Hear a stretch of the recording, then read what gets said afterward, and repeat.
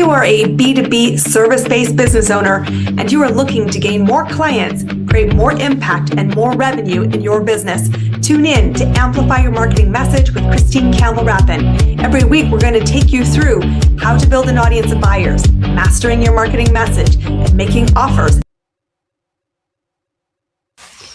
You don't have to go very far today in the world of entrepreneurship to hear AI this, AI that. And there's been billions of dollars that have moved towards AI in the world of business. And yet there was an interesting stat recently that said what we realized with all this AI is that we need to stay human. And so I'm super excited to bring our guest into the program today because she has got this balance right. How do we scale our businesses with great technology? And how do we do it without losing our humanness? So please give a very warm welcome today to our guest, Michelle Runge. Welcome to the show. Excited to have you here. Thank you so much, Christine. I'm super excited to be here with you today. Thank you for having me. My pleasure. So the first thing is for business owners, particularly those that serve B2B, which is where you and I play most of our business day. Mm-hmm. How can we actually do this? Because the aspiration is hugely interesting, but we see it not working effectively. So what's your take on this? How do we actually win the game? I think the 2025 was a year of a lot of lessons learned. Everybody went in 2025 thinking, hey, we're going to set up all these agents. We're just going to have everything run. We'll set it and forget it. It didn't work. AI is not there yet, in my opinion. And the way that I like to frame this for a lot of business owners is think of AI as your sous chef, okay? Mm-hmm. AI works best in conjunction with human creativity and capability. So if you think about a world-class chef in a restaurant, there's a sous chef, right? The chef heads up the visionary. He's the visionary or she. They create the recipes. They make the calls on the flavor. They build the relationships. And the sous chef executes, right? They follow the recipe with precision. They speed up the work and they handle the preparation. Think of AI as that sous chef, but you are always the one who's going to be in charge. And your voice, your judgment, your expertise, your experience is what is going to guide this amazing tool. And as long as you can do that, you're going to have a lot better success. Any of the content that you create is going to be, it's going to sound like your brand of human. And I have some things that I'm going to share today that can help people do that. This is so important because I think we have lost sight that we're still the architect. We're still the person who must think before we can ask somebody else to implement it. And that was true whether you were using human labor or in the newer world, the AI bots that are becoming very prevalent and early adoption has been really interesting to watch. Yeah. We are still responsible for this. And without us at the table, without our creativity, without our brains at the power, we really, truly see what we've created, which is a whole bunch of hot mess that we're wondering, well, why is it broken? How does it fix? And so we're kind of going back to the drawing board, which I think is kind of refreshing because we brought our brains to the table. So There's a lot of mistakes we've made. What are some of the biggest AI mistakes we have experienced when implementing AI as you've seen it? Let's start with that first. There's a whole list, but the one that I would say is the most prevalent is when people try to automate processes that are broken. So my soundbite here for everybody is don't automate what you can't articulate. AI only amplifies what you give it. So if your process is messy or broken, AI is going to make it messier at scale. So you need to fix the process first and then use AI to speed it up. It's just that simple. I can give an example of a company that I think did a really great job with this, if you like. Sure, please. Okay. There was a publishing company that had an employee, we'll just call her Sarah for the sake of this example, and her job was to create author bios and book descriptions. Simple, right? So she would send an email to the author, she would ask them for that, and it turned into this painful process because everybody came about it a little bit differently. Sometimes what they gave was incomplete or it just was really off-brand for what the publisher needed. So she ended up in these unbelievably long email threads, and she was spending about 35 hours a week just on this task. Her leadership sat down with her and they took a look at what the actual process was. They wanted to document what done right looked like, because at this point, she couldn't even really articulate it. So they went back to basics. What does a great author bio include? What makes a really compelling book description? And they had a ton of data that they could take a look at to see what are the elements that we need to include. So then once they defined that standard, they put together a standardized group of questions for the author intake process, and they deployed it using a custom GPT, which, if you're not familiar with that, it's something you can do with ChatGPT. It's essentially like a question and answer framework. And they gathered all the information. Now, once that foundation is in place, the AI could create the first draft of every bio and book description automatically. And at this point, Sarah's job shifted tremendously. She went from 35 hours a week for this down to just 3 hours a week. That's an 87% reduction in operational efficiency. And every business would love that. Oh, well, yes, absolutely. So all she had to do was refine and review, and this freed her up to focus on more valuable work. And this is what I think is like one of the best use cases for AI, because she was able to then focus on building strategic partnerships with the authors. The other ripple effect of this that I really love, and it's one of the reasons I like to tell this transformational story, is the publishing company began to scale. They began to add additional authors to their book of business because now they had the capacity to do it, and they didn't have to start adding additional people. So it was a win-win-win across authors, Sarah, and the company. What's so important, guys, and I know you've heard this here for sure many times on Amplify Your Marketing Message, is that you must bring your brain to the table. What does success look like? What does our standard be modeled around? Right. And this is the starting point. It's not the haphazard after. Do not let AI tell you this. I think that's really, I know I've seen it, but it's dangerous, because remember what a language learning model is. It's a people pleaser on steroids. So if you say, do this, and it will go, I give you the gold star, we can get off course. So I love in this example, we talked about, let's dial this back. What are our foundations? What do we see as hallmarks of success? What do we want to create? And then we can still synthesize the data fast, but we still are in control of what does the outcome look like. And to your point, is it on brand?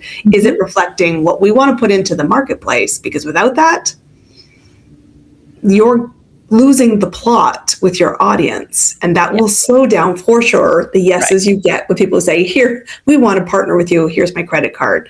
So what is another mistake that people often make in the world of AI? What have you seen? So I think the four big ones really are, they don't want to start with documenting the process. You have to be crystal clear on what the process is. Get it out of your head and onto, a document, so that you can have the AI take a look and say, hey, you can actually ask the AI, here's my process. Is there anything missing? And it'll tell you if it needs something else in order to really execute the plan. So documenting first. The other thing I think that happens quite a bit is, especially if you do something right and you get a really good result from your first AI implementation, is they want to go and they want to just start putting AI into everything.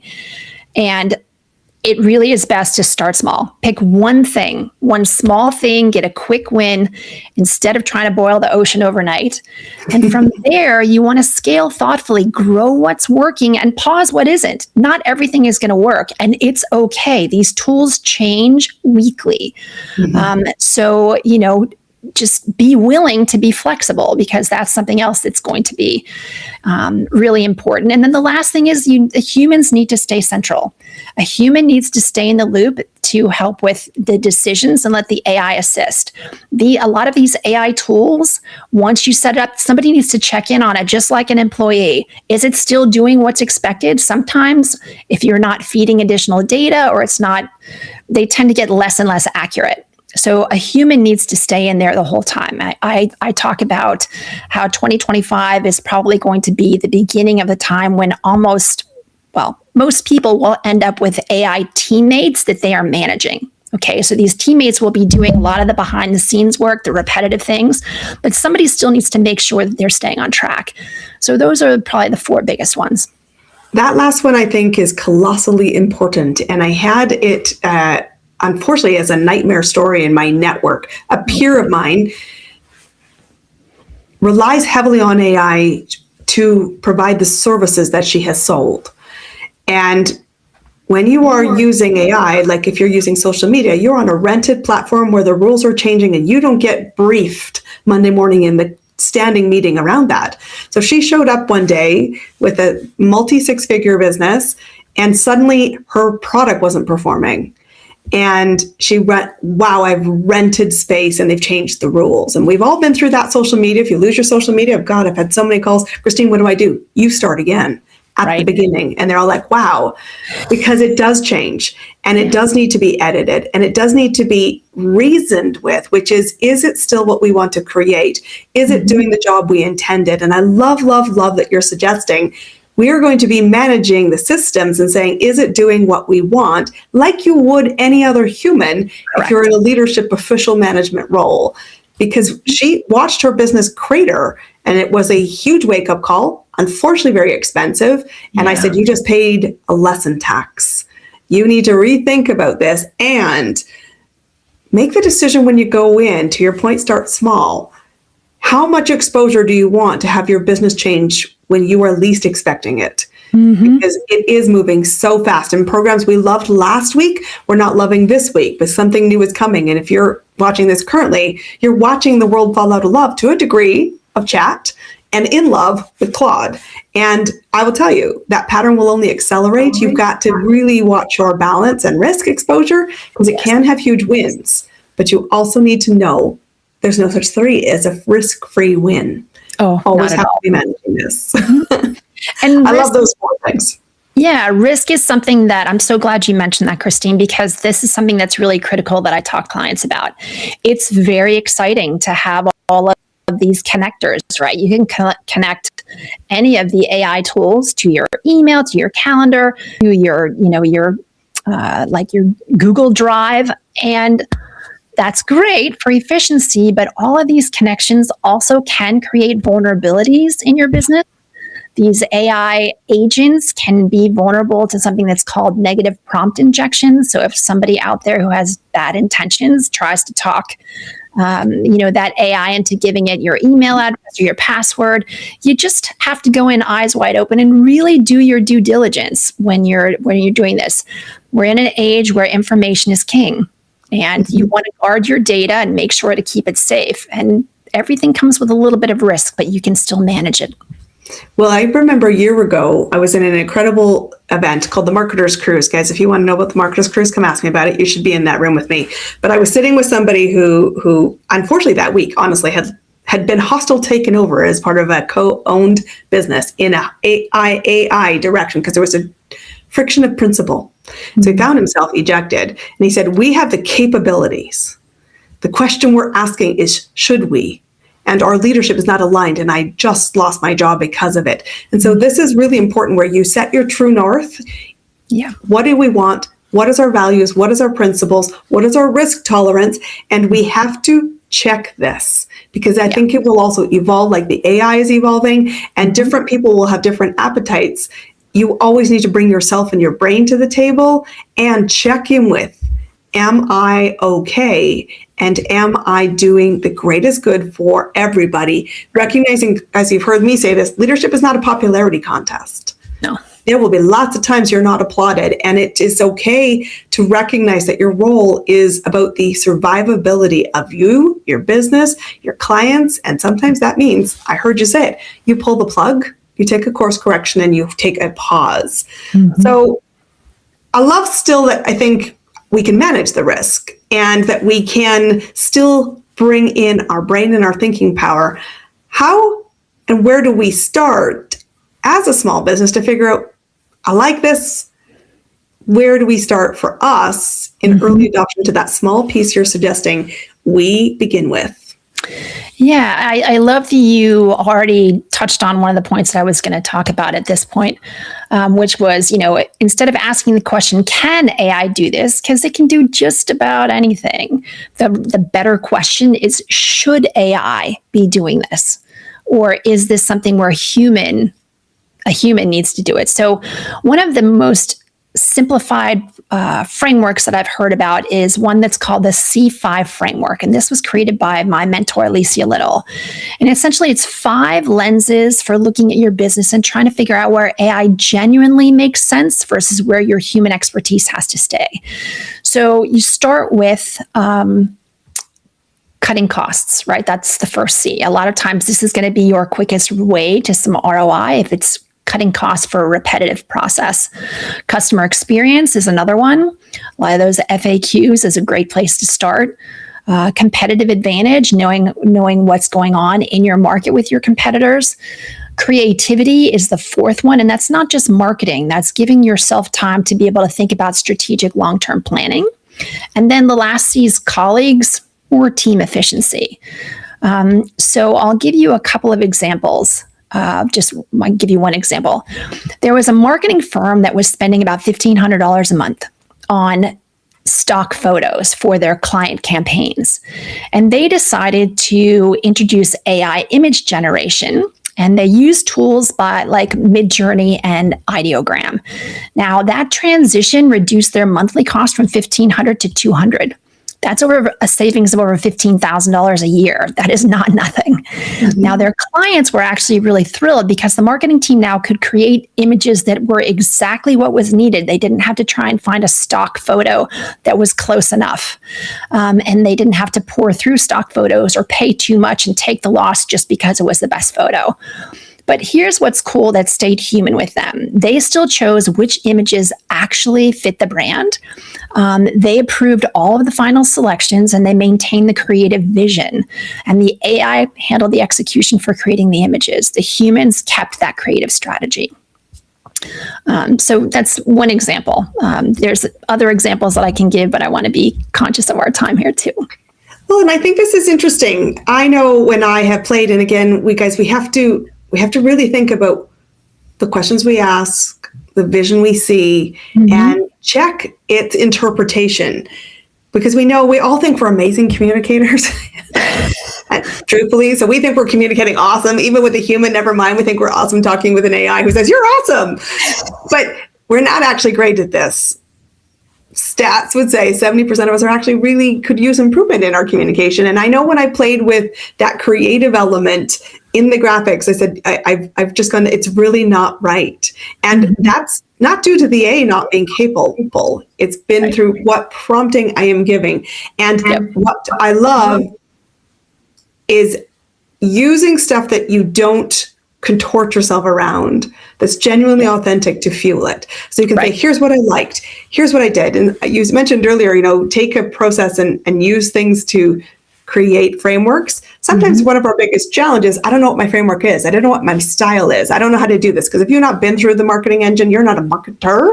Right. You don't have the language that the AI might be expecting. But you can say, here's 7 phone calls in this example, pull from that, my framework. Here's all the images that aesthetically I have in my phone, pull from that and tell me what you're interpreting. And I think one of the most important prompts to check the logic of your AI is tell me what you're seeing. And then you say, surprisingly, yes, that's right. Or wow, I didn't know that's how it was being interpreted. And it can be that fine tuning. So we love the savings. We love that idea, but guys, it does mean you commit to being coached, to asking those questions. And you cannot excuse the human.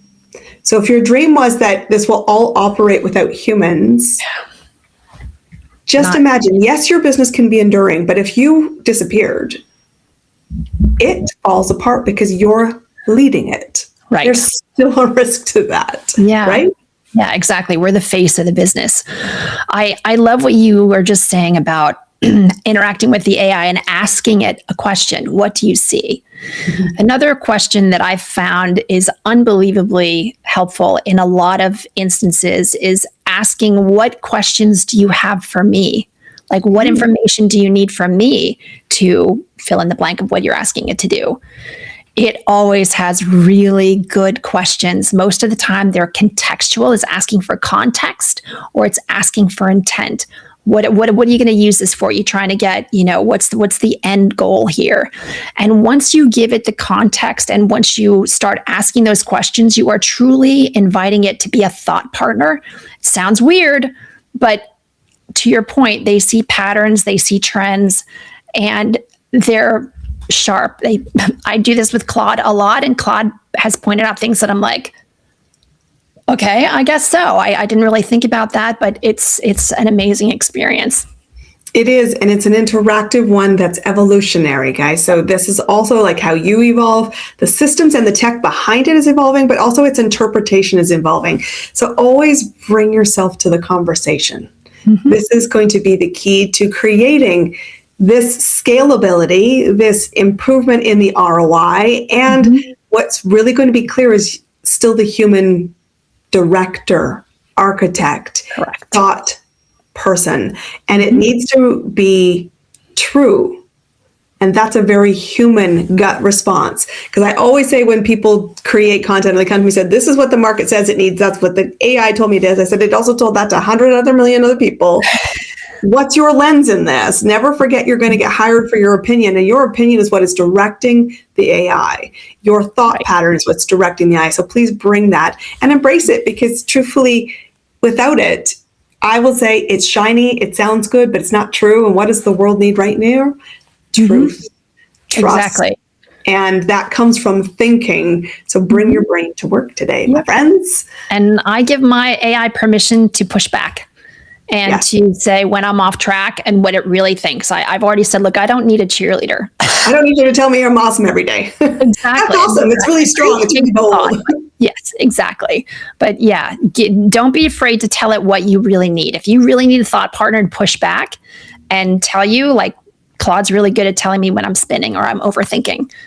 Good. That's awesome. It helps. It helps a lot. It helps you course correct fast. I love this. So I always want to ask my guests this, because everyone builds their business differently. But what's working right now for you to amplify your message, to get in front of more of the right people who are saying, tell me more about your services? What's working right now? So what I do essentially is I help mostly B2B, whether it's consultants, coaches, or service providers, figure out how they can implement AI for their specific needs. Every company is different. And one of the things that I'm working on doing more of, I've used AI quite a bit to help me create my footprint on LinkedIn, because this is where a lot of buyers are. I have used it to help me create my website. And I had it help me create a complete SEO strategy that I then checked with an SEO professional, like, are we on track? Because I don't know anything about this. I'm working now on my marketing. I've never been a marketer. I've been in sales and customer success. And so I'm moving slowly into that, and I need to get some systems in place. I'm generating leads, but I'm not doing as much with them as I should. So my next step that I'm in the process of doing right now is setting up some nurture campaigns and some automations that can help these leads continue on to the point where they're like, hey, Michelle, we need to talk. That's the latest. This evolution. I love this evolution for two reasons, guys. Most of us have a strength and a skill set when we start. We all need to recognize how long we want to own it, but we always have to own the leadership of the questioning. And without systems, like most of us, we do an amazing job getting the lead. Let's do something amazing with the lead to support them to create the result. And that's really where 80% of people lose their momentum. So you're not alone, but we want to improve that. I love that you've already seen it and committed to it. So if people want to know how you're using AI and how you might be able to help them leverage AI more effectively in their business, how do people find you? You can get me on LinkedIn, Michelle Runge, R-U-N-G. There's another Michelle Runge on there, and she's with a different company. My company name is AI Edge Consulting. I also have a website, which is aiedgeconsult.com. It's got all the details about the different things that I do. I do speaking, I do training, got some products out there. So yeah, those are probably the best places. Guys, you want to be somebody who's in this game and sees their brain as integral to it. I think Michelle is an amazing resource. Go connect to her on LinkedIn as her preferred platform. Connect, learn, grow, implement, and go today and amplify your message. Your next client is out there. They are ready to spend. It's up to you to get found, you to make the bold ask, and you to help them get the result they seek. Thanks for being our guest today. It's a pleasure to have you here. Thank you, Christine. It's been a pleasure. That's a wrap on another amazing episode of Amplify Your Marketing Message with me, your host, Christine Campbell-Rappin. Be sure to subscribe on your favorite podcast platform so you don't miss another great episode. And be sure to visit christinecampbellrappin.com/podcast to get a free resource on how to master your marketing message. We'll see you all